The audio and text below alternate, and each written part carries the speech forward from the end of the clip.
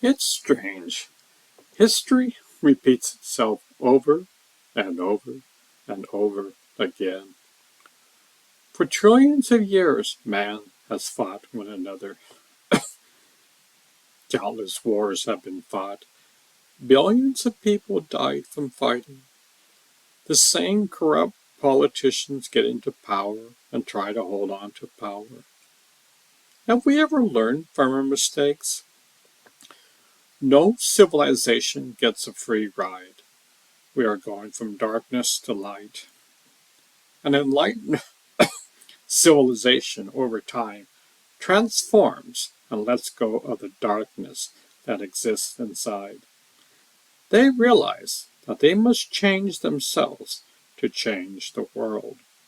Otherwise, if you don't change your song, chaos will continue for eternity or until civilization blows itself up.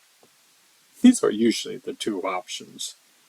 When a civilization no longer has morals or ethics in its political system, that is the beginning of the end. As the Romans had. Unfortunately, we are in the same dilemma today. Take a look at our own political system. What do you say? Need I say more? We are spoiled brats. What can I say?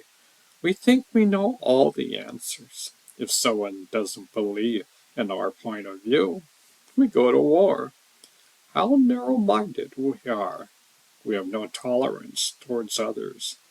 An enlightened civilization learns how to be tolerant towards others. It learns there is a thread of love tying us all together. It combines science and the heart. The golden rule becomes a part of your life. Do unto others as you would like others to do unto you. We can change. You're either the problem or the solution.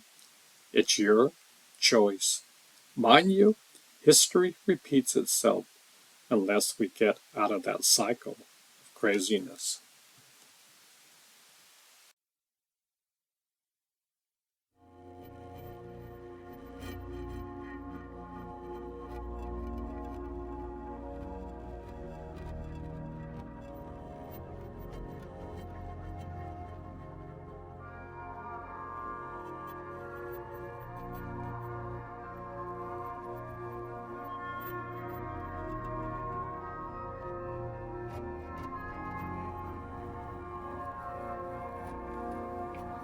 Conscious politics is slowly appearing on the scene. What exactly is that? Well, our founding fathers had a vision of a government for the people, by the people. Currently, we have a government which is totally divided, and both parties hate each other. The endless bickering and stalemate goes on. Need I say more? Conscious politics is driven by being aware and acting from a state of emotional maturity. What is that? It's living and breathing in a state of patience, tolerance, compassion towards others. It's actively listening to someone without judgment, that because his ideas are different, therefore he is evil. A conscious person can bend like wheat blowing in the wind. He can smile and laugh at a diversity. He has nothing to prove. His ego doesn't get fluffed up like a peacock. Granted, this will take time. Pockets of this is happening around the world. New Zealand's Prime Minister Jacinda Ardern is a prime example of this. She believes that kindness should be a foundation in politics. She said that kids are raised to be kind, yet in politics they are trained to be mean and demean your opponent. This is my journey on seeing my view of the world in politics. Of course, this is my view. I'm not saying your view is wrong. We need to see through different viewpoints and learn how to compromise in politics. Ultimately, we all want a better world for our children and grandchildren.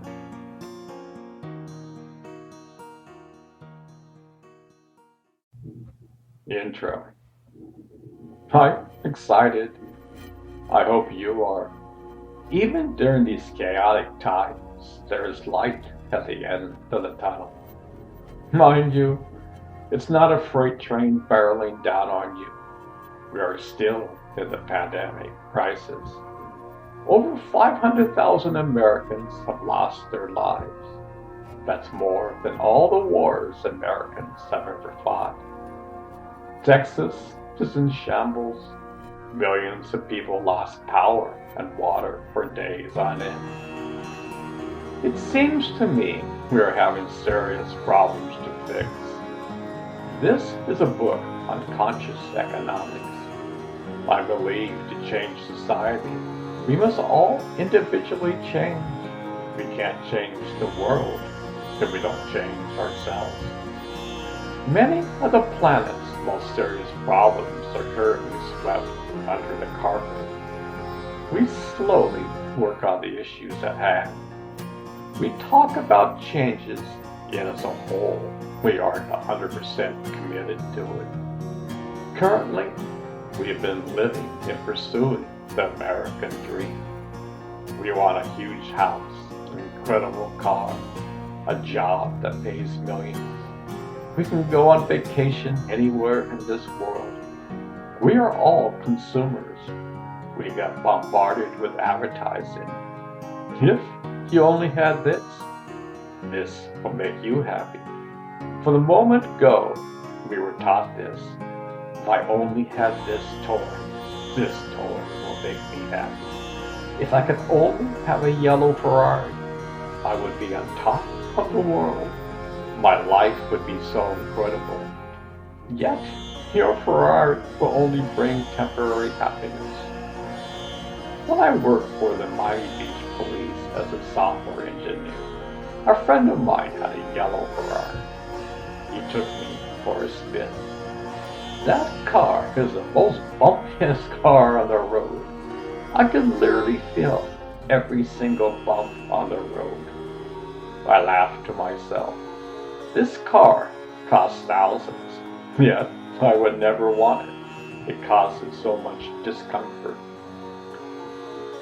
The modern day world is all about consuming. That's how being a consumer works. This is the business model. It's been that way for a long time. I remember in the 60s, a vacuum cleaner would last for around 50 years. Today, we have planned obsolescence. Companies want a product to expire so you can upgrade it. Look at the cell phone industry.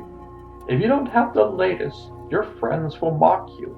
Wow, you're still using that antiquated device?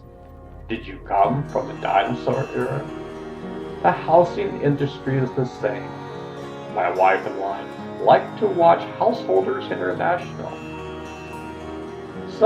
So many people won't buy a house if it doesn't have the up-to-date current styles. They show perfectly fine kitchen cabinets ripped out and thrown into the dump. The countertops aren't made of granite. Let's throw them away. We are a throwaway society.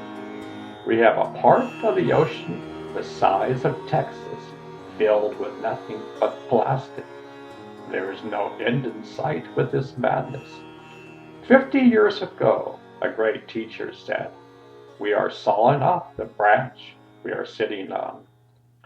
As a modern society, we are consumers. We are in touch and in harmony with Mother Earth. The Earth is only here to let us consume its resources. We help in causing global warming. We're slowly trying to solve the problem. Unfortunately, or fortunately, every human being on Earth has to take responsibility. We have limited resources. You can't chop down all the trees in the world and expect to survive. We can't continue polluting precious water and think future generations won't get affected by it. The following is part of an article from Indigenous Americans, Spirituality and Ecos. The cosmic visions of Indigenous people are significantly diverse. Each nation and community has its own unique traditions. Still, several characteristics stand out. First, it is common to envision the creative process of the universe as a form of thought or mental process. Second, it is common to have a source of creation that is plural, either because several entities participated in creation or because the process as it unfolds includes many sacred actors stemming from a first principle, father, mother, or grandfather, grandmother. Third, the agents of creation are seldom pictured as a human, but are depicted instead as wakan, holy or animal-like, coyote, raven, great white hare, etc., or as forces of nature such as wind, breath. The Lakota medicine man, Lame Deer, says that the Great Spirit is not like a human being. He is a power. That power could be in a cup of coffee. The Great Spirit is no old man with a beard. The concept perhaps resembles the Elohim of the Jewish Genesis, the plural form of Elohai, usually mistranslated as God, as though it were singular. Perhaps the most important aspect of indigenous cosmic visions is the conception of creation as a living process resulting in a living universe in which a kingship exists between all things. Thus, the creators are our family, our grandparents, our parents, and all the creations are children who, of necessity, are also our relations. And an ancient Azawi Zuni prayer song states that our Earth Mother may wrap herself in a fourfold robe of white meal snow. When our Earth Mother is replete with living waters, when spring comes, the source of our flesh, all the different kinds of corn we shall lay to rest in the ground with the Earth Mother's living waters. They will be made into new beings, come out standing into the daylight of their Sun Father to all sides. They will stretch out their hands. Thus, the Mother Earth is a living being, as are the waters and the sun.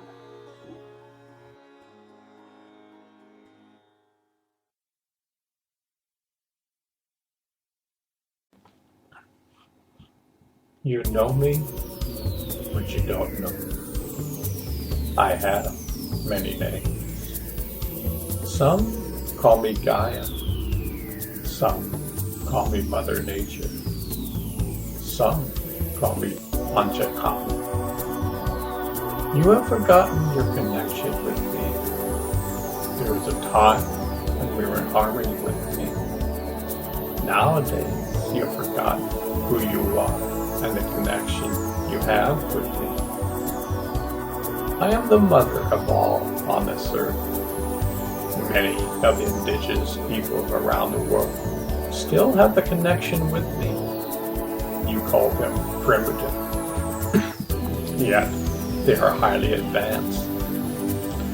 You may have technology advanced, yet your spiritual and emotional growth is stunted.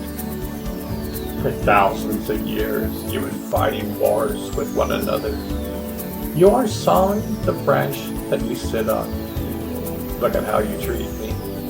You have no respect. I'm not judging you. I just call a spade a spade.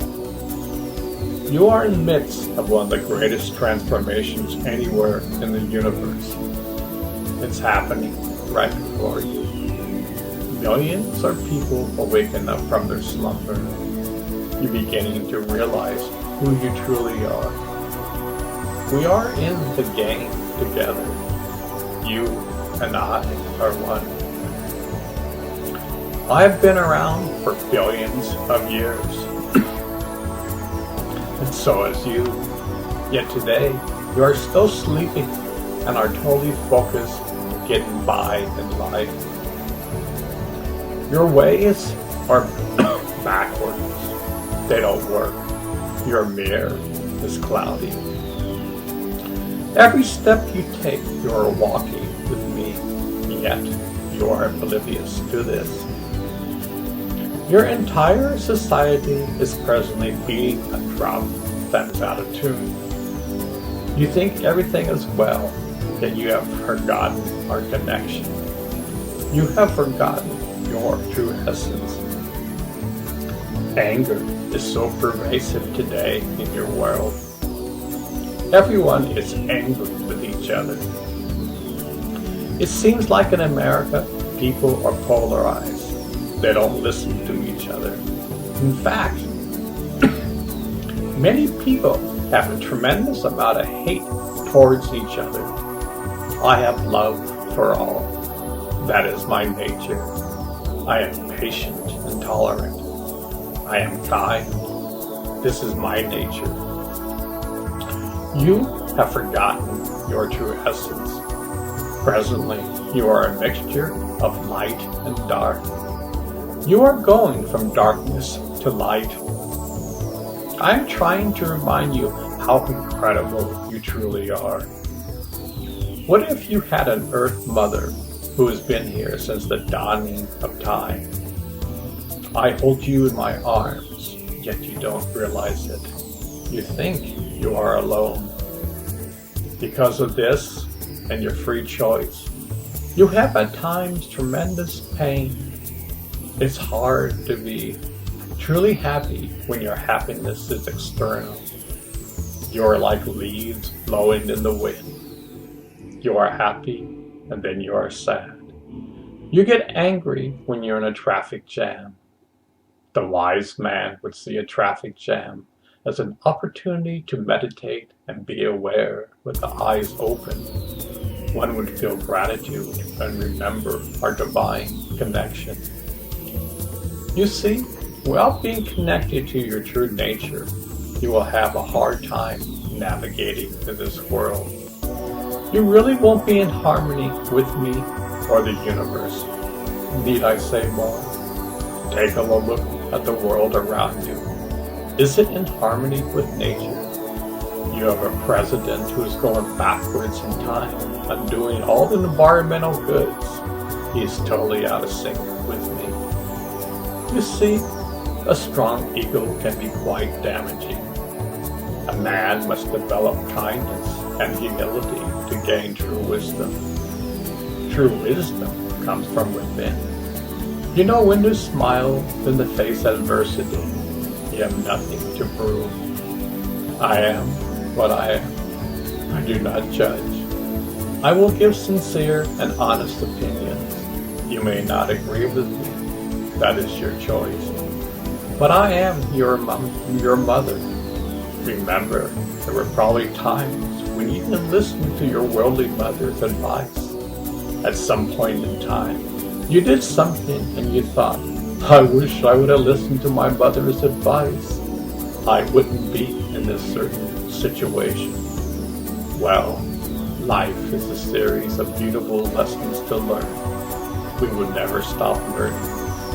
Listen to the various messages I have for you. I am speaking directly to you. You are on the verge of waking up from your slumber.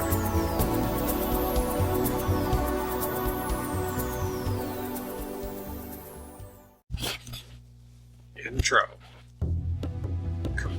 Congratulations to the Kansas City Chiefs. Just think they waited for 50 years to win their next Super Bowl. Wow, the city must be on fire with happiness. I must admit, I'm not a football fan. As a matter of fact, I've only seen one game all the way through. This was the playoff finals. I watched the Super Bowl final differently than the average fan. You could say I have a different mindset. You see, I've been meditating for around 49 years. It is my passion and hobby. When I watch the game, I can see the incredible aspects of the game. This is a highly evolved chess game. It's like in the Harry Potter movies. The monsters are alive, the chess pieces. I started to watch the game with earnest. During the playoffs, I saw the Chiefs come behind by 20 points, and they won the game. They were playing the Tennessee Titans for the AFC Championships game. During this game, I saw that the team who was in tune with the quantum field had a total advantage. So you're probably saying, yeah, you're crazy, but please listen. I'm sure that all teams know they have good days on the field and off days. Even during a football game, the mindset constantly changes. As I watch the AFC game, I can see whether either team was in sync or not. Call it what it is, but intuition is the key. Without intuition, you could never win the game. At some point in time, the KC Chiefs were in the zone. They could do no wrong. This is a mindset. Every team yearns for this. Every fan yearns to see this. It's quite complicated and sophisticated. Tim Galloway was at the forefront back in the early 70s. He wrote the book, The Inner Game of Tennis. He's still at the forefront of this amazing mindset. Many coaches are using his system today. Tennis is both a mental sport and a physical sport. Your mental state of mind will determine the outcome of the game. This is the same in all aspects of life and sports. With football, it has a much bigger impact. Imagine you have multiple high-speed trains going directly at you, and you have to throw the ball or run for dear life. You must be calm and serene, and yet you have a few seconds to respond. The average person would have a panic attack. We couldn't survive the collision of 3 tacklers hitting us at once. This is far more difficult than a bullfighter. With a bullfighter, at least there's just one bull. But in football, there's a gang ready to pull you down. Yesterday's game went back and forth. There were times that both sides were in total control. To be honest, Patrick Mahomes had a hard time getting into the zone during the first 3 quarters. There was a point during the 4th quarter that the Chiefs were behind 10 points. I didn't see the sparkle in Mahomes' eyes. I wasn't feeling well, so I went to bed. 10 minutes later, my wife screamed and woke me up. I couldn't believe my eyes. The entire team was on fire. I could do no wrong. The San Francisco team couldn't believe what was going on. They ruled the entire game up into this moment. Games are won and lost in a matter of seconds. This book is my perspective on what I saw and helpful hints for the future. It may sound crazy, but the quantum field is known and unknown to us. Mostly, we perceive it on an unconscious level. The teams of the future will tap into it consciously. The teams that do this will have an incredible advantage. We are just skimming the surface. We think the game is merely physical, yet there's a universe behind it. Infinite possibilities exist. I hope that you enjoy this book. It's quite different, yet Tim talked about this 48 years ago. We are still at the beginning stages of embracing this knowledge. Intro. Here's to life. Cheers. Just think millions of people are at their homes in isolation. In fact, in Italy, the entire nation is. In the United States, it remains to be seen. Millions of people are in panic and fear. I'm writing this book to hopefully shift your attitude. Panic and fear will never get you far in life. The world has been living in a whirlwind for ever so long. We are caught in the treadmill of life. We are so busy we can't even listen properly to our minds and bodies. The body is saying, slow down, get some rest. I can't keep up with you. Something is going to give. I like the expression, give the body proper rest, or disease will come in and force you to rest.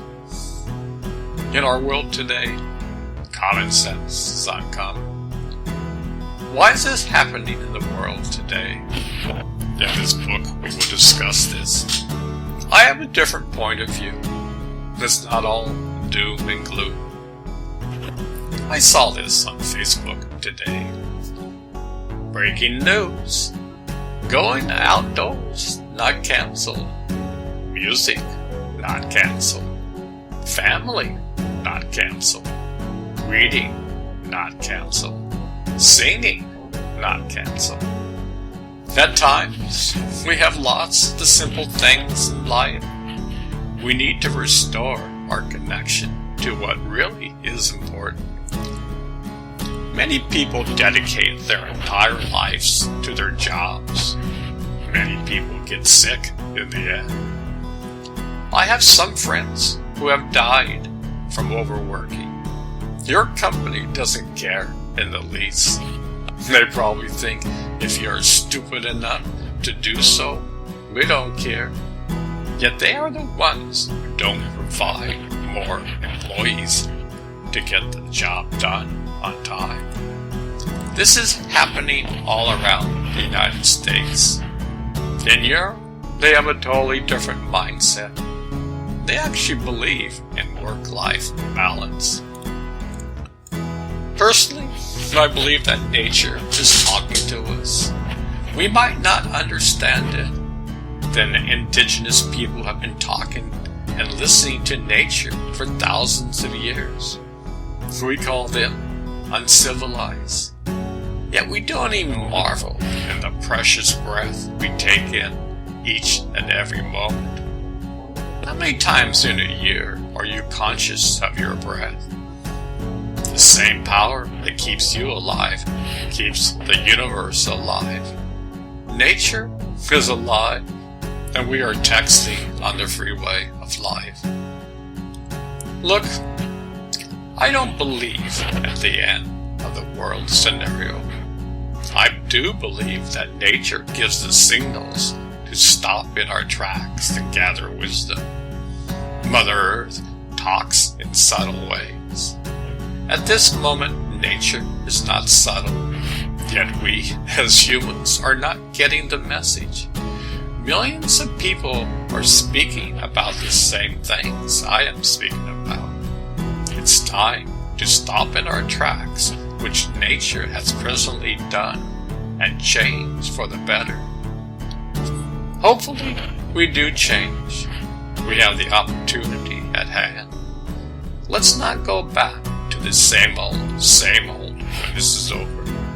Nature will try other ways for us to realize our magnificence. Just think, we didn't need World War III to change. There is an revolution that doesn't involve weapons. It just needs us to discover our true nature. It's like we evolve, or someday we perish. Mother Earth will be around for billions of years. We might not. This choice is up to us. You are the universe. You just don't know it. I know that you're probably rolling your eyes, yet just talk to a quantum scientist, and he will tell you the same. Intro. The definition of a broken record is as follows. Use, especially in similes, to refer to a person's constant and annoying repetition of a particular statement or opinion. At the risk of sounding like a broken record, let me repeat, it will be difficult to do well without attending classes regularly. Yet the world at large has fragments of a broken record all over the place. Absolute harmony is the state mankind is searching for. Yet mankind is not aware of it. We are playing the same record over and over again. Humanity is having a hard time being in a state of harmony.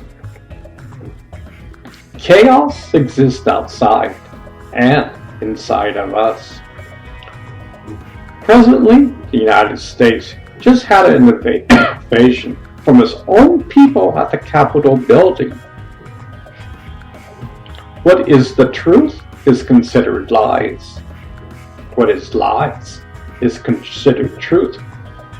For many, discrimination is out the door. This is from ABC News.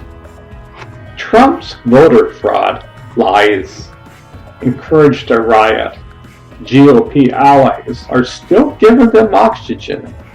Republicans, including Senator Josh Hawley, has condemned the violence but hasn't backed down from baseless claims of fraud and irregularities.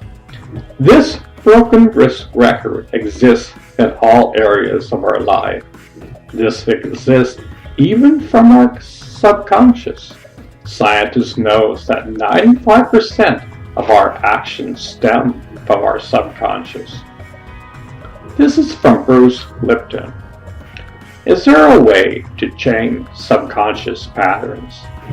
Yes, you can reprogram the subconscious mind. All of us got programmed when we were very young, and the programs even started before we were born. We were programmed already in the uterus, so the program occurred before you were born, and therefore you can't tell me where all the programs are that you have. You weren't even conscious at that point. So then I say, how will I know what the programs are? You don't need to go to a psychiatrist to figure it out.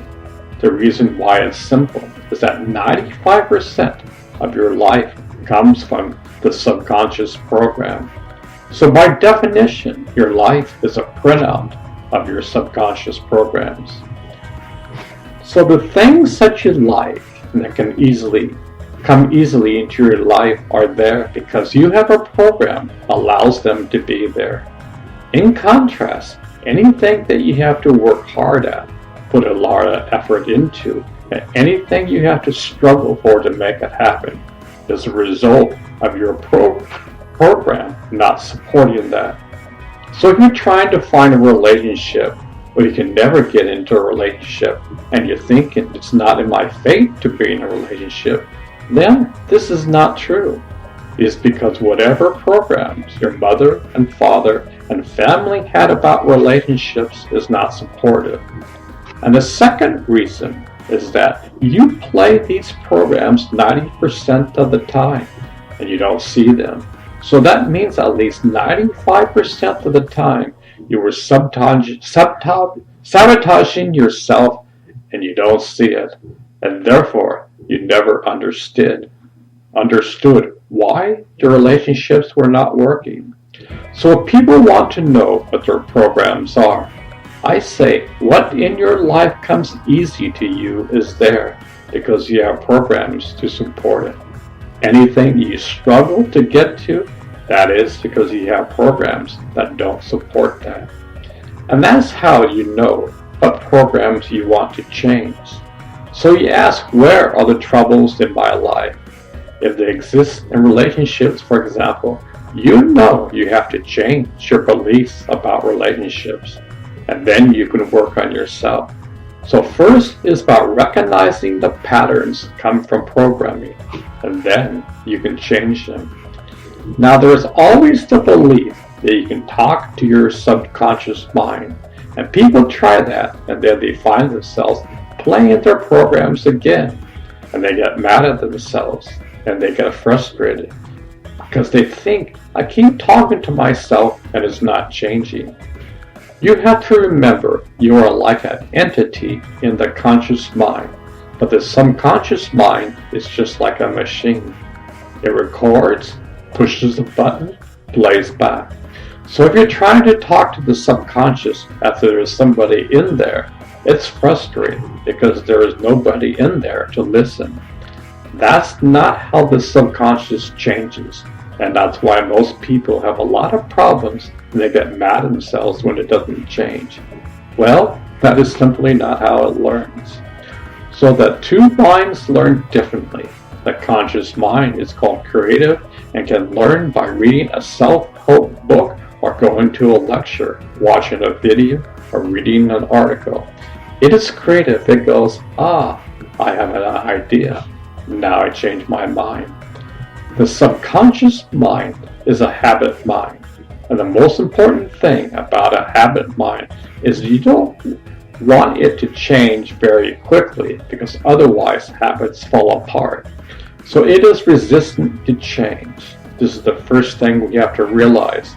It's not as easy to change as the creative mind. So how do I change my subconscious mind? How does it learn? Number one, the first 7 years, the mind is operating at a low vibratory frequency like hypnosis. So this is one way of changing the program. Number two, after you are 7, you form habits by repeating something over and over and over again. Practice, repeating, practicing. An example, if you read a self-help book, the conscious mind understood it, but the subconscious mind learned nothing from it because you only read it once, and that's not how it learns. If you repeat the message of the book over and over and over again and behave that way, the subconscious mind will learn a new behavior. So it is all about habitation, when you make a practice out of something every day, repeat it over and over again. So those are the two main ways, hypnosis and habitation. Then there's a third way, which is new, which is called energy psychology, and it activates the brain to be in a state of super learning. If you engage in super learning, you can rewrite subconscious programs in about 10 minutes. Something you have your whole life can be rewritten in 10 minutes. Now there are a bunch of different techniques, but they all function all about the same matter. It pushes the record button of the subconscious mind so you can download new data very fast. On my website, brucelipton.com, under resources, there's a list of about 20 different energy psychology processes, all which are effective and can help rewrite subconscious beliefs in a short period.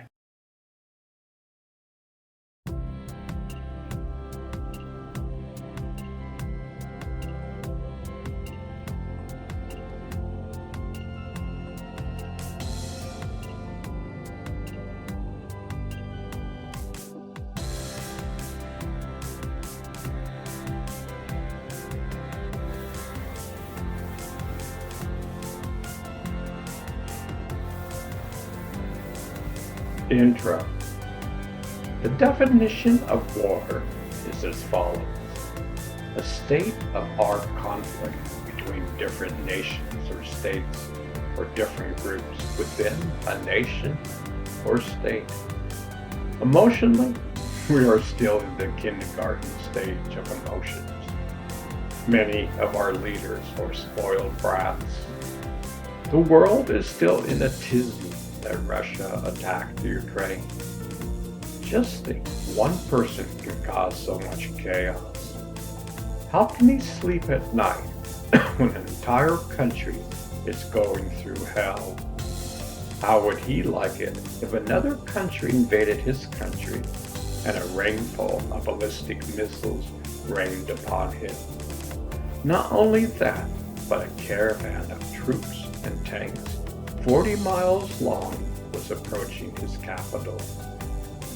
Let's keep this simple.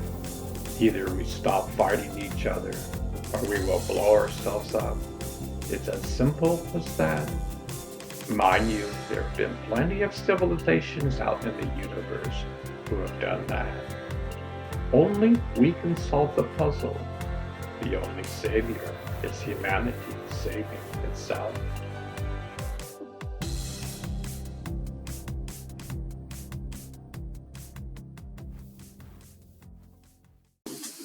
Ancient wisdom. I love the following saying by Zach Bush. It goes like this.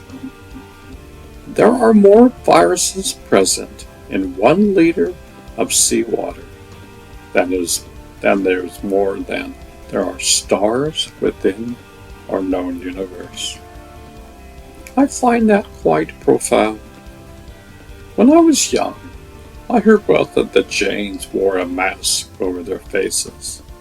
They wore masks because they didn't want to kill any insects. At that time, I laughed to myself. Years later, I saw great wisdom that they had. They have been studying the microbiome for over 5,000 years. They know that we are not divorced from nature. There's a unified collective form of consciousness keeping us all alive. Not only that, but our external world and internal world are both needed for us to survive on this planet. The dragons understood this over time. Granted, it took millions of years for them to have this kind of understanding. Many of these teachings and wisdoms were conveyed to the great masters of the past. The Taoists had the same kind of thinking. They believe one should be in harmony with the earth and the universe. Many of these teachings came originally from the dragon's world. Just think, they existed trillions of years before our universe even got created. Wisdom can never get lost. At times, it seems like it does. The same problems occurring today are the same problems that occurred trillions of years ago. Around 50 years ago, I heard from a young master who said, "We are sawing off the branch that we are sitting on."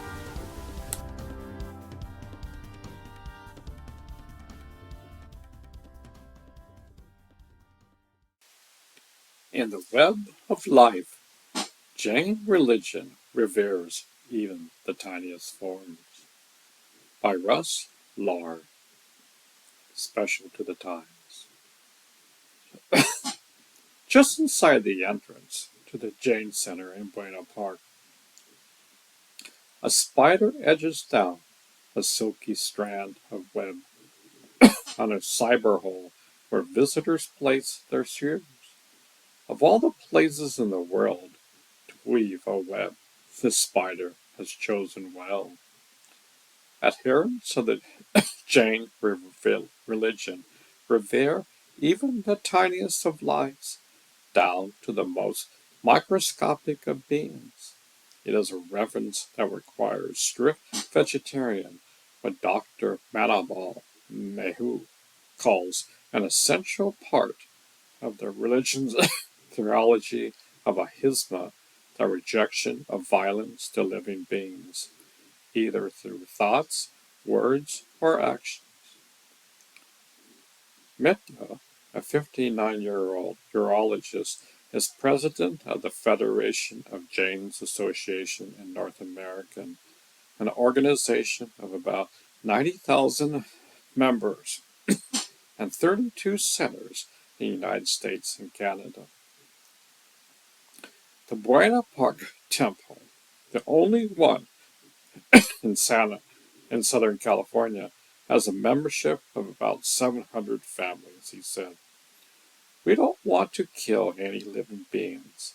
We don't want to eat any meat. We don't eat fish. Most of the living things, he said, though we believe vegetarians also have life, that is the less conscious level of life. Some Jains, including Mehta, will not eat root vegetables because they are capable of continued sustainable life. He will eat bread made with yeast, and all food must be freshly prepared to limit the number of microbes that are consumed. No leftovers. Although Jainism is one of the smallest religions of India, its followers are considered the country's most rigorous vegetarians. It is the faith that helped Mohandas K. Gandhi to employ nonviolence and fasting in its fight against British colonial rule, Mehu said. He was a pure vegetarian and a strict believer in nonviolence, he said. When the fight was going on in India, he wanted a peaceful solution. He was greatly influenced by the Jain religion. Jainism, rooted in the 6th century, is an offshoot of Hinduism with about 2 million followers. It is traced back to a ascetic named Mahavira, who is said to have founded the religion at the time of Buddhism's beginnings. But Jains believe the religion to be eternal, with no beginning and no end. Followers considered Mahavir the 24th patriarch of Jainism, Meha said. Through a kind of spiritual evolution, he said, humans have worked their way up from a lower order of beings and are granted the opportunity of attaining moksha, a release from endless reincarnations into a higher realm of existence. We have been given the spiritual and intellectual life to know what's good and what is bad. But if you still keep doing bad things, like killing animals, then there won't be any attainment. You may be born again as an ant, a tiger, whatever. Even the unintentional killings of a creature, no matter how small, can create bad karma. Metta says if ants invade his home, they are treated with respect. If they are on the sidewalk, we will try to walk around them. If they are in the house, we try to sweep them slowly into a dustpan and put them outside. We won't kill them. For Metta, raised in the religion by his shoekeeper parents in India, the pursuit of a medical career has presented challenge to his religious practices. He was forced to dissect animals as part of his medical training, and as a physician, he is often called upon to do battle with assorted viruses and bacteria, even though his religious considered them living beings entitled to life. It becomes a question of whether you want to save the patient, which is the bigger life and has more to do in this life, or the small creatures. You have to choose between the two, he said. Monks won't take antibiotics. They will let the sickness go away by itself. That begins a typical day with a breakfast of chapatis on unleavened bread made fresh each day by his wife and a cup of tea. He's, he eats a salad or vegetarian sandwiches for lunch, and rice, beans, and vegetables are staples for dinner. When I joined Kaiser Hospital in 1974, in our meetings they usually get pizza or something that had meat in it. So I said, if you're going to have a meeting here in the hospital, you should have something vegetarian. Now they always have either a vegetarian pizza or a salad or something like that. While Metta is happy to be an influence on the lives of others, he does not prophesize. Each person has to go into it, work it out, and do the best he can, he said. We don't tell everybody to become vegetarian. We will never go from door to door to tell everybody to become Jain. It has to come from within, from your own mind, from your own consciousness.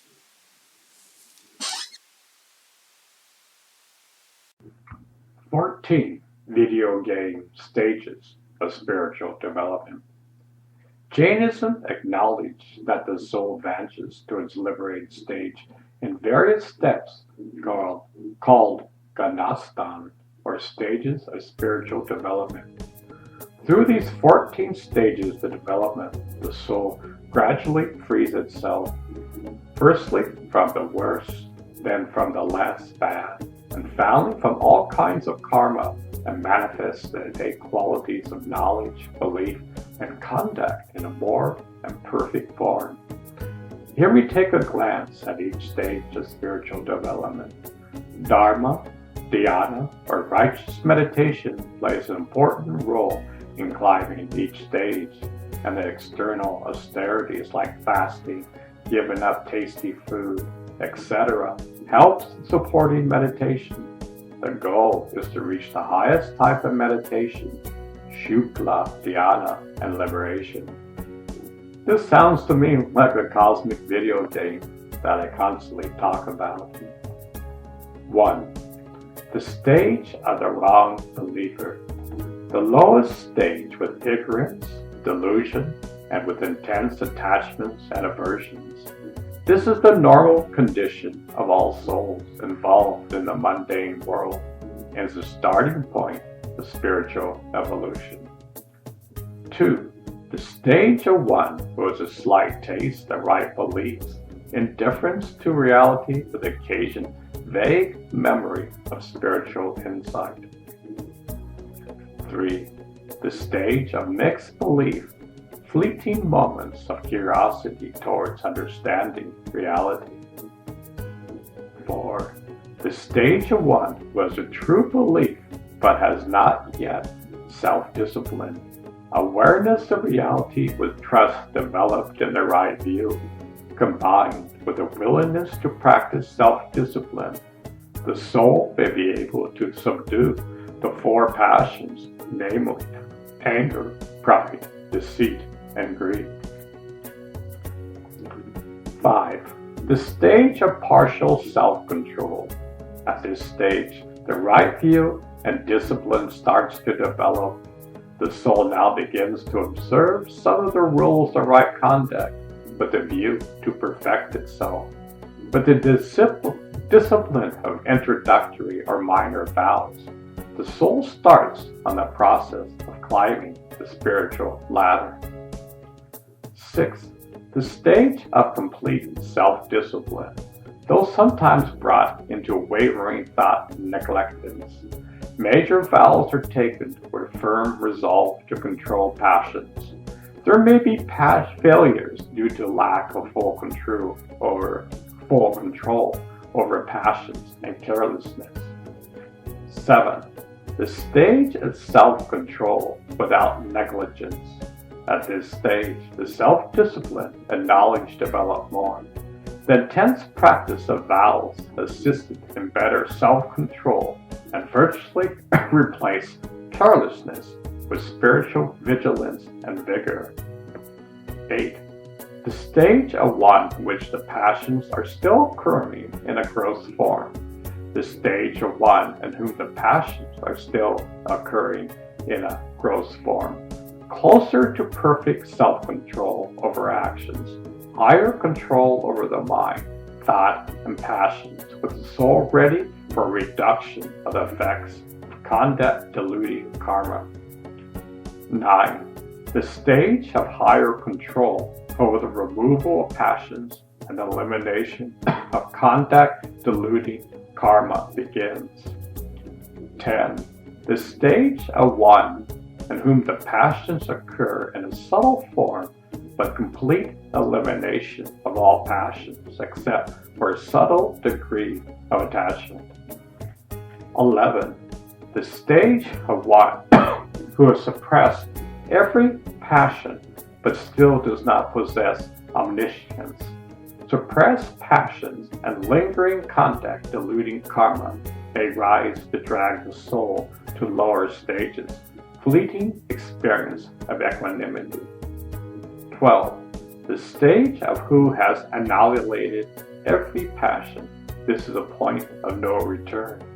All passions as well as conduct-diluting karma are eliminated. Permanent internal peace achieved. No new bondage from this point onwards. 13. The state of omniscience with the physical body. The all-destructive karma eliminated and the Aryan stage reached. The perfected soul is still trapped in the physical body due to the presence of remaining non-destructive karma. The Lord Arnat now preaches others the path of liberation and helps seekers show the path to cross the ocean of rebirths and reach the safe shore. 14. The stage of omniscience without the physical body. Siddha stage reached, and the pure soul, after destroying the remaining non-destructive karma, attains nirvana and reaches the abode of the liberated soul. Now the soul is free from the cycles of births and deaths and enjoying infinite bliss. One of my favorite expressions is, you are the universe. You just don't know it. What a powerful expression. Does that excite you at all? We are so much grander than what we think. Most people would probably say, I don't believe it. I've been meditating for many moons. In fact, since day one, I love to meditate. My intuition tells me this is true. Wherever I go, this experience goes with me. In the beginning, I would meditate on God. After some point in time, God meditates on me. That same energy that is made up of the universe lies inside of me, and I'm aware of that. That energy is pure kindness. The energy is pure love and compassion. This energy is our true nature. You see, we don't die. We are eternal. Our bodies will die, and we will live forever. Meditation is the link between man and the universe. Imagine having a URL to God. If you don't have that URL, you can't go to that website. But if you enter that proper URL in your browser and hit enter, presto, you're at that site. Meditation is the URL that you enter into the browser of life. Mind you, this webpage is always changing. It's not a static site. All the knowledge of the universe lies there. But to tell you the truth, the main key is to transform yourself and become a better person. It's like taking a shower. This is not some ordinary shower. This is a shower of kindness. This is a shower of love and compassion. This is a shower of patience. Slowly, slowly, one transforms. One begins to pull the negative weeds within. Weeds such as anger, greed, war, and on and on and on. Nobody gets a free ride in life. Everybody is responsible for their actions. We must be conscious and aware every moment of our life. Life is like a video game. At each level you play the game, it becomes more interesting and exciting. Imagine life throws you a curveball. Someone says something to which you don't agree with. We see this all the time. Just look at people flaming each other on Facebook. Now think that in this video game of life, the pitcher throws a curveball your way to see how you will react. If you react and flame someone, you get a strike. If you don't react and simply smile with kindness, you hit the ball out of the park. You then go to the next level in the game of life. This person loves to play the video game and is aware of the steps he takes day in and day out. We have never been trained in this game. We have never been taught that this video game of life exists inside of ourselves. We just constantly react to situations. We are like a ship without a rudder. The goal of this video game is to become like the universe. The universe is kind. The universe is love and compassion.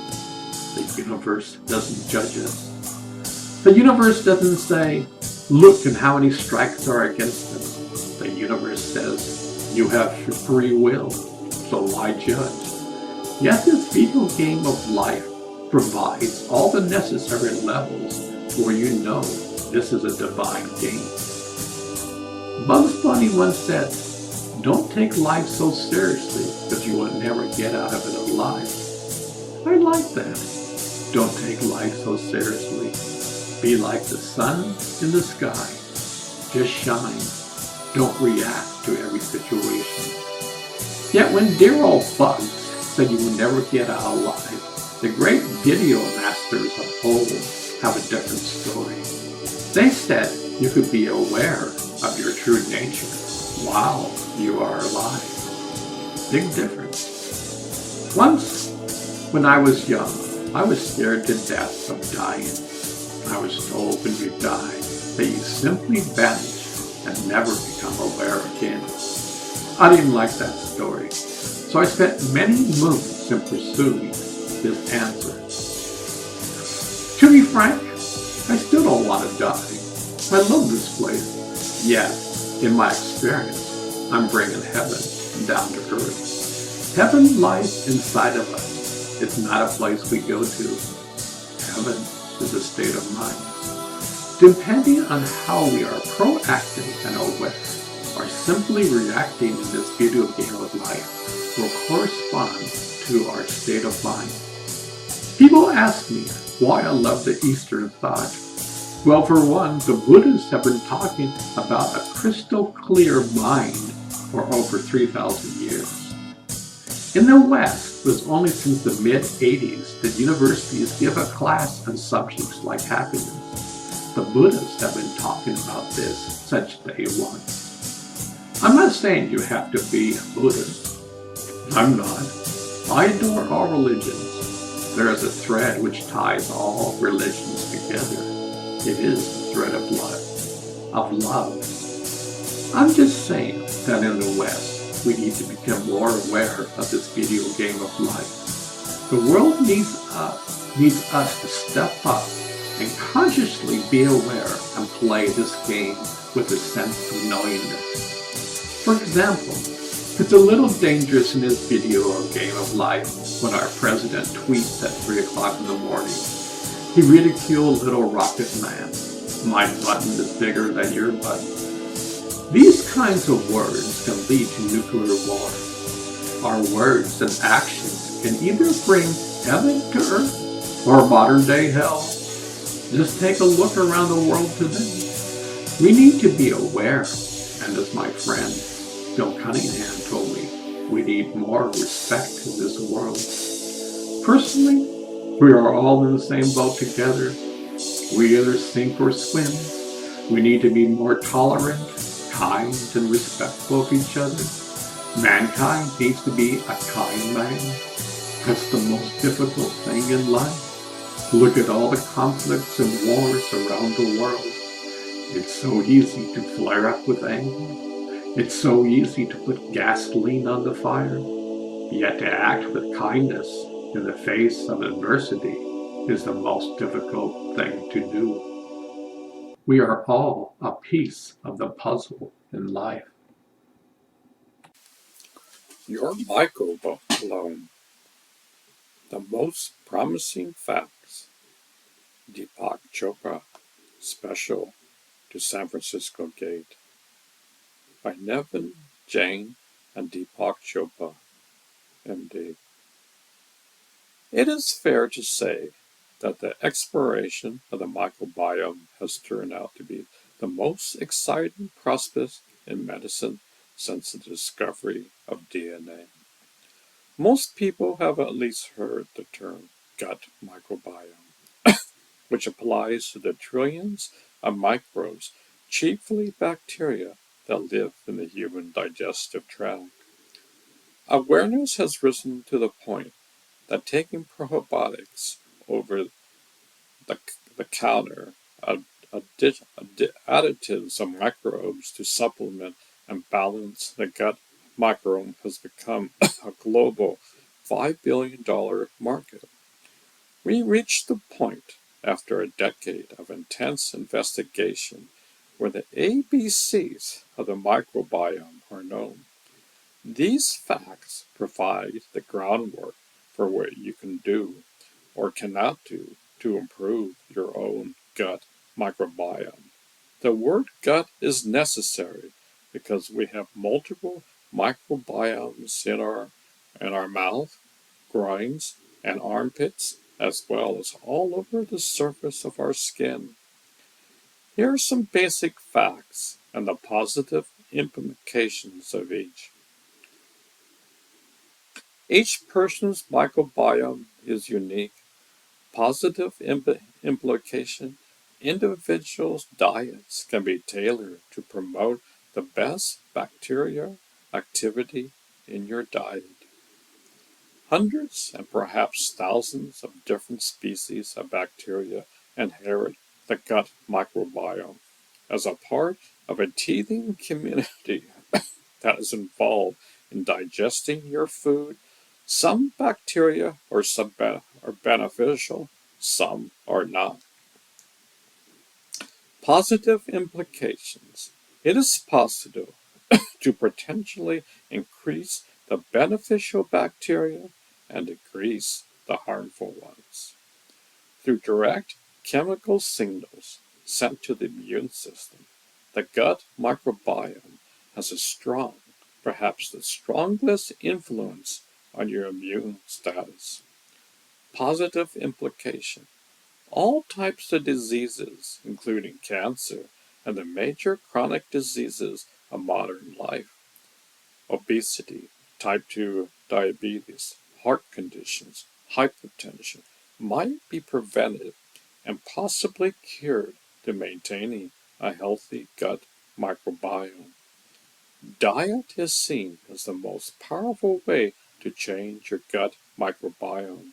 Such each bacteria species feeds on specific foods.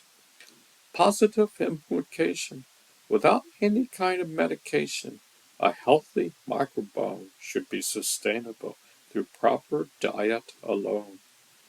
You can see why the microbiome has provided so much promise and excitement. As positive as these facts are, however, they are also very general. At present, there are hundreds of studies on the gut microbiome that have reached into consensus, so the whole field remains in flux. Here are the major issues that needs to be resolved. There is no ideal microbiome, and therefore no ideal diet. Much seems to depend on the individual. Even inside one person, the community of microorganisms is incredibly complex. Studies show that indigenous people around the world have a much richer gut microbiome than in developed countries. The depletion of our microbiome has some researchers worried, but no conclusion has been reached. While so many issues still up in the air, what can you do reliably do to maintain a healthier microbiome. In your colon, the foods that nourish you isn't what nourishes your microbiome. It feeds largely on fiber, of which there are many kinds, but essentially fiber is from vegetables, grains, and legumes. These foods are considered probiotic, meaning that they are the building blocks that the microbiome needs. A diet rich in prebiotics would include a wide variety of vegetables, fruits, grains, and nuts. This is far more important than taking a probiotic pill and buying active yogurt. Secondly, it is now possible to test your own gut microbiome to see what it is weak, deficient, or out of balance to it. To understand what such a test can tell you, we developed the biology of the gut microbiome. Each person's gut microbiome can produce beneficial molecules such as vitamins and short-chain fatty acids, and it can also produce harmful molecules, liposaccharides, and putrescine. The key is the production of molecules is determined by the dietary ingredients in food. The micronutrients in your food are the raw materials for specific microbiome functions. Because every person's gut microbiome is unique, the same food given to two people can cause the microbiome of one person to produce beneficial molecules and the other person harmful molecules. By performing functional gene expression tests through stool samples, each person can feed their microbiome exactly what it needs to produce lots of beneficial molecules rather than the harmful ones. Presently, the only such RNA microbiome test readily available is from Vinay in the inter interest affair reporting. The two authors are the founder of Viome and an advocate to the company. But our larger aim is to further the practical application of microbiome research. Let's deepen this understanding. Your cells share a chemical language with the bacteria in your gut. They sense their environment using chemical signaling.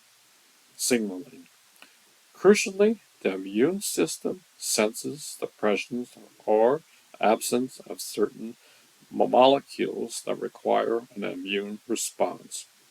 For example, your immune response mounts an inflammatory response if it senses the presence of lipopolysaccharides, and inflammation calms down in the presence of a different molecule, bioate. Both LPS and bioate can be produced by the many types of bacteria under specific conditions. If we can figure out which food a person should eat and which ones to avoid, we can rebalance the functions of their microbiome to reduce the inflammation and chronic disease. Because every person has a different gut microbiome, there is no one diet that is good for all people. Only individual testing makes practical dietary recommendations possible. Your gut microbiome can be used to measure your own digestive abilities. For example, if our digestive juices are not able to process all the proteins we eat, the undigested proteins will make its way to the colon, where certain microbes can convert it to persilline or cardamom, two harmful chemicals that deserve their morbid names.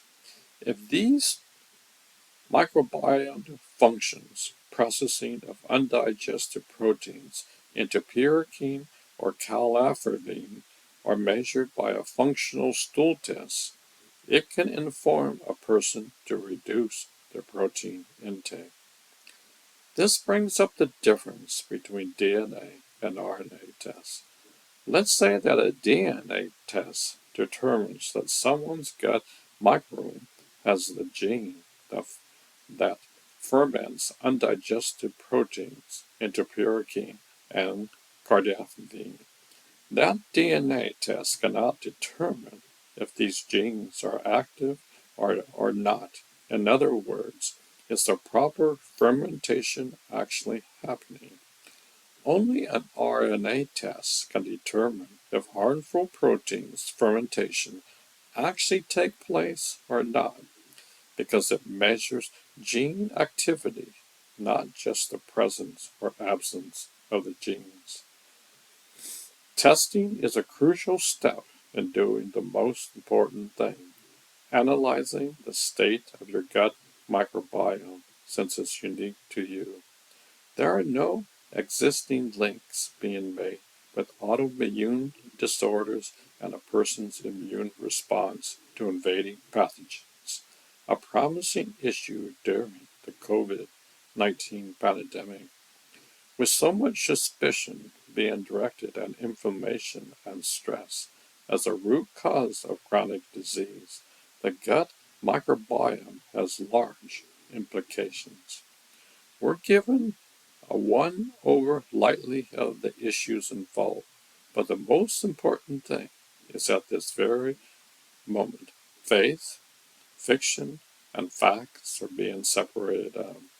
This is some of the best medical news one can think of. Deepak Chopra,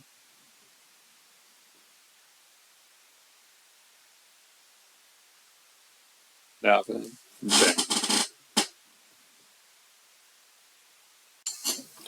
Struggles. The next two chapters, we will talk about the 14 video game stages of life. Just imagine the dragon's world. This was one of the first civilizations that went from darkness to light. Mind you, this was an extremely difficult journey to embark on. They went through utter chaos, much like what we have today.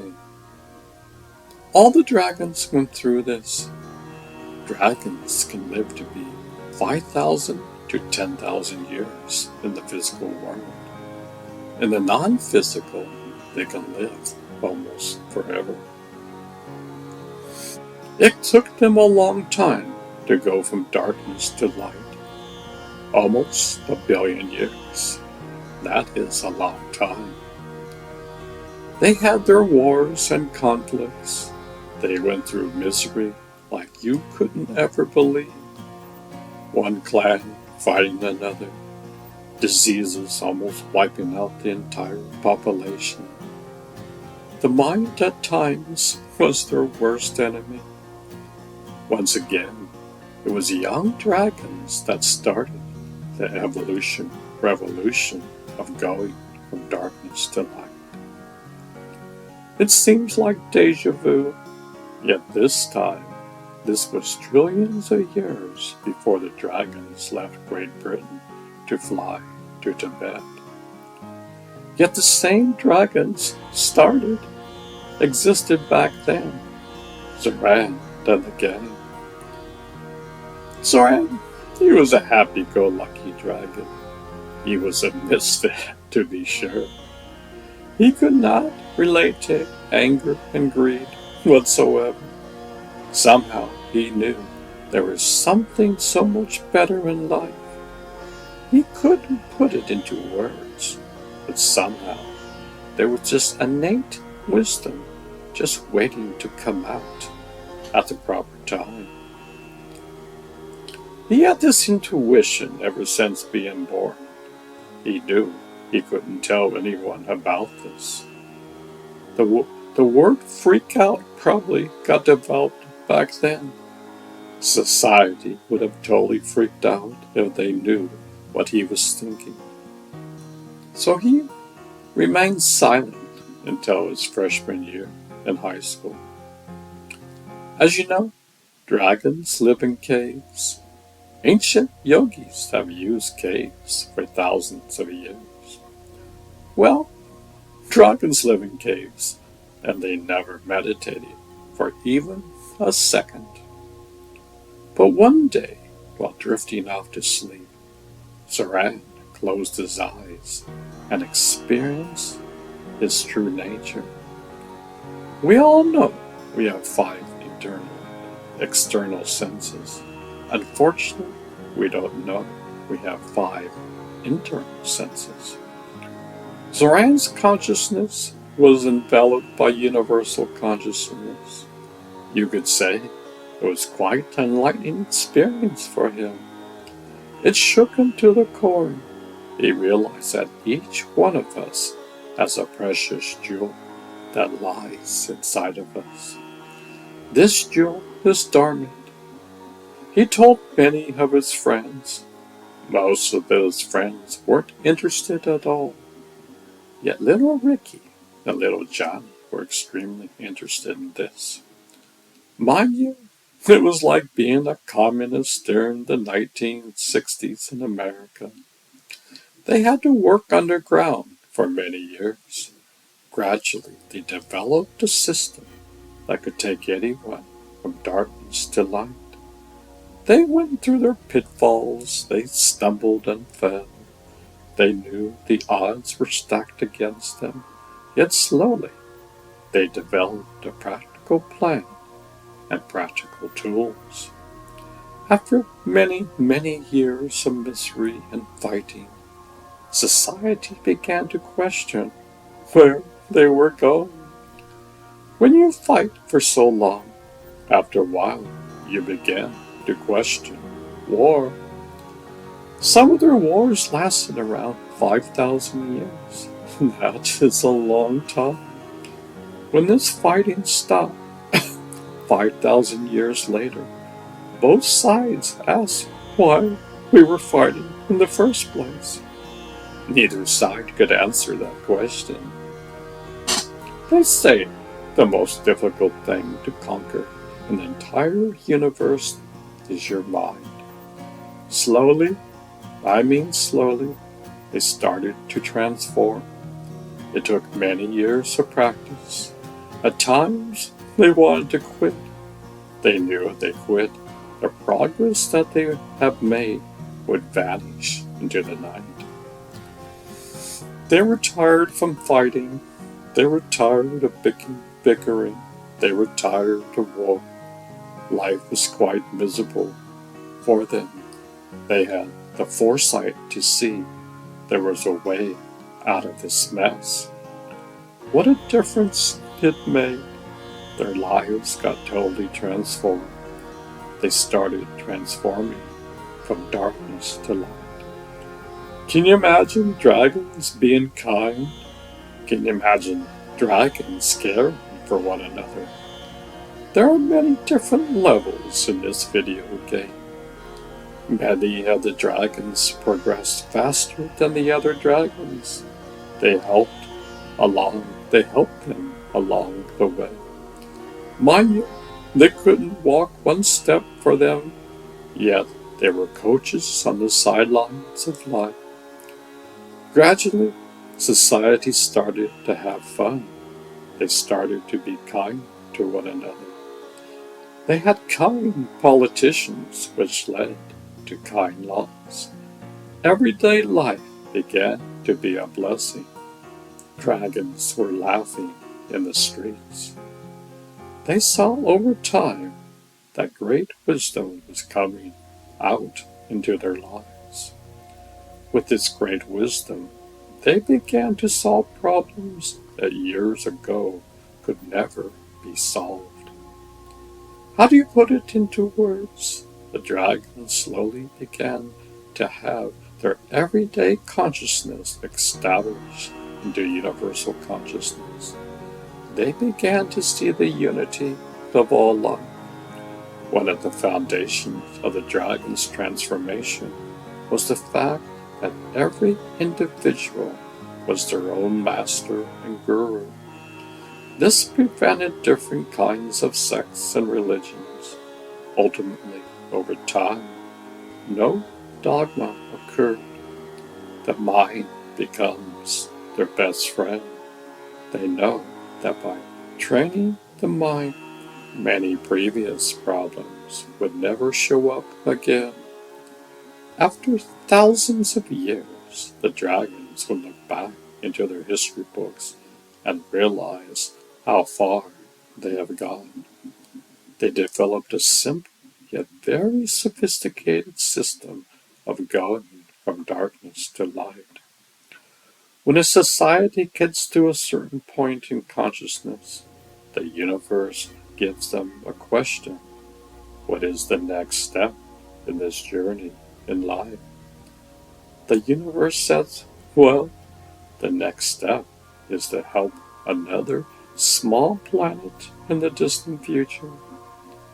The same road that you walked on, you can convey and help the planet discover its own true nature. Just think, trillions of years later, on planet Earth, Zoran and the gangs was born in Great Britain. Nobody knows why, but you don't start from scratch. Yet, it certainly felt like it for the young dragons. All the young dragons had to go through the same processes they went through trillions of years ago.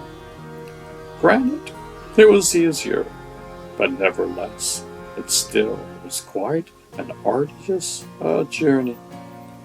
Ultimately, this is how Shambhala got created. Shambhala was the most enlightened city on earth.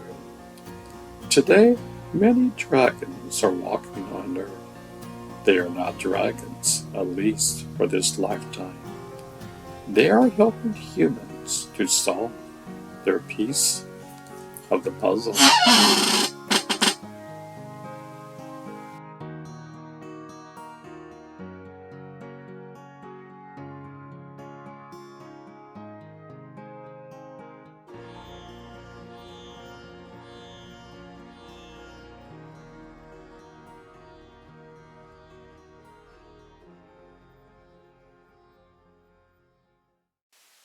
Formation and evolution of the universe. Our Milky Way galaxy was once thought to comprise the entire known universe.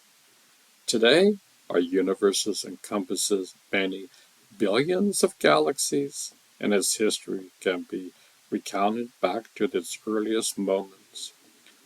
Our universe began with an explosion of space itself, the Big Bang. Starting from extremely high density and temperatures, space exploded, the universe cooled, and the simplest elements formed. Gravity gradually drew matter together to form the first stars and the first galaxies. Galaxies collected into groups, clusters, and superclusters. Some stars died in supernova explosions whose chemical remnants seeded new generation of stars and enabled the formation of rocky planets, or at least one such planet that evolved to consciousness, and and it wonders, where did I come from? You are your own stargate. Under the direction of Zoran, the dragons did a complete recalibration of their inner systems. You could say it was an evolution revolution. The process that they took usually around 1 trillion years or so, but they did this in such a shorter time. When Zoran had an enlightening experience, little Ricky and little Johnny jumped on board. They started to research the human body and all its hidden potential. Even before then, they were researchers searching for unknown answers and then bringing them back home. They learned the art of Tumo, which the Tibetan Buddhists use today.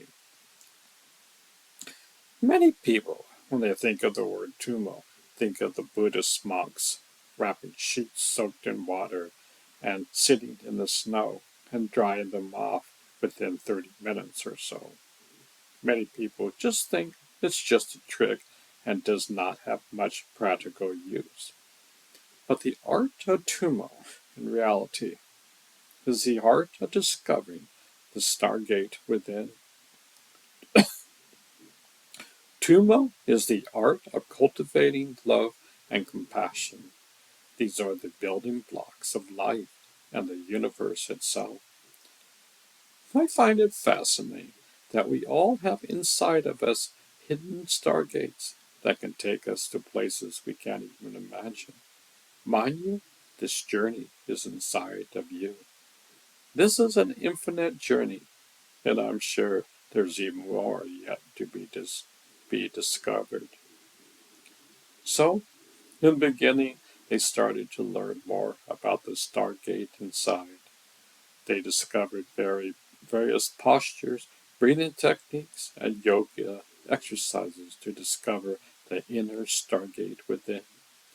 Imagine you had nowhere to go but inside of you to unlock these great mysteries. Nowadays, the mechanics of the Stargate are there, the procedures are there. Millions of people have over the years discovered the inner Stargate. Just think, trillions of years later, Sarang, little Ricky, little Johnny, and David the Dragon brought this technology to the Pleiades and beyond.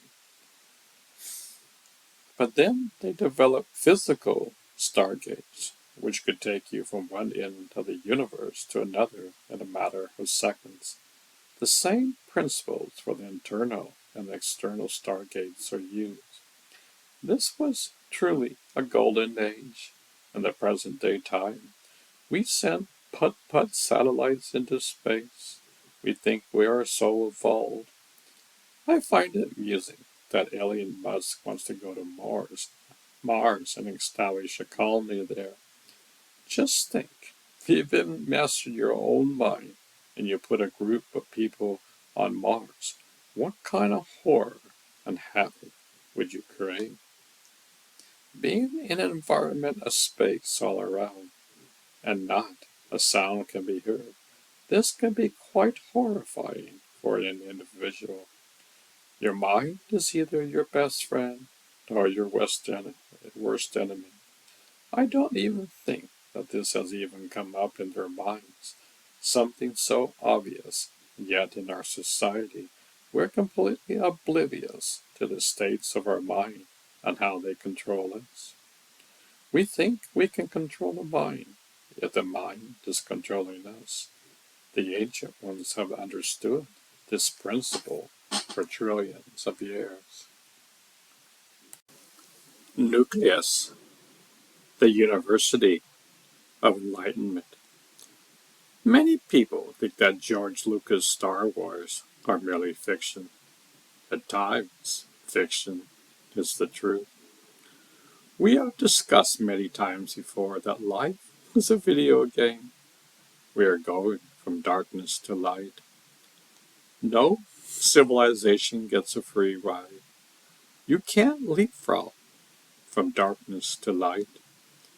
Civilizations stumble and fall. Can you imagine having a civilization having a Death Star that could shoot its rays at any planet and blow it up in seconds? The star cluster of the Pleiades had such a device. They were fighting one another for thousands of years. Many people thought they would blow themselves up entirely in the end. Somehow, through pure grace, man wanted to have, for once, peace of mind and stop fighting.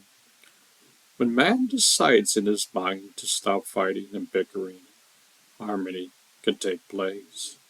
When a man is in harmony, great things can occur to our civilization. Incredible advancements can be made. It took many years of hard work. Society was totally transformed. In fact, the University of Enlightenment was established on a planet called Nucleus. This university was open to anyone. It was free to all. People came from all over the universe to study there. They had both external stargates and established a curriculum of how to activate the stargates that exist inside of you. You have this inner technology that is still existing inside of you today on planet Earth.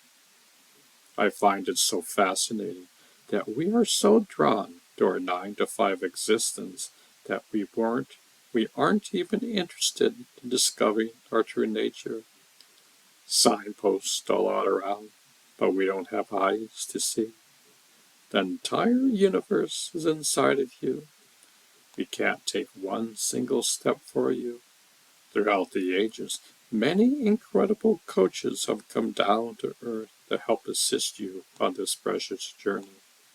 The world is more chaotic than ever, and it seems like it is spinning out of control. Many people ask why we don't have advanced technology. Well, we developed the atomic bomb, and the genie can't be put back into the box. We tend to use advanced technology for destruction. Some of our leaders, if they had a Death Star, would probably point it at their enemy and fire away. Instantaneously, 1,000,000 people would die in less than a second. We train our dogs better than we train ourselves. This planet is slowly waking up from its slumber. The question is, when are you going to wake up? You are the problem or the solution. You are the universe. Just think, if you stretched out one DNA cell, it would be 6 feet long. And if you uncoiled each strand and placed them end to end, do this for all your DNA, and the resulting strand would be 67 billion miles long, the same as about 150,000 round trips to the moon. One of little Ricky's favorite motto is that you are the universe, and you just don't know it. He has said that numerous times in his life. Little Ricky is almost 70 years old. In fact, in only a few weeks, he and his brother John will be 70. Both of them are quite active today in researching how to become a better human being at all levels. They are fascinated by life and death. Many moons ago, they never would approach the subject of death. When they were young, death was a word that you did not use in everyday life. As they got older, both of them were conscious that death someday will be knocking on their door. They knew this quite young, and that's why they wanted to know the mysteries of life and death. This human body contains the mysteries of the universe. Behind your breath lies the secret that is keeping you alive. When you take your last breath, you will no longer exist. Prem Rot said recently, you can't even take your name when you die. Just think, even the universe goes through the same life and death processes that we do. Everything created is ultimately gets destroyed. Nothing external lasts forever. Meanwhile, we still love to text on the freeway of life and are oblivious to the universe that lies within.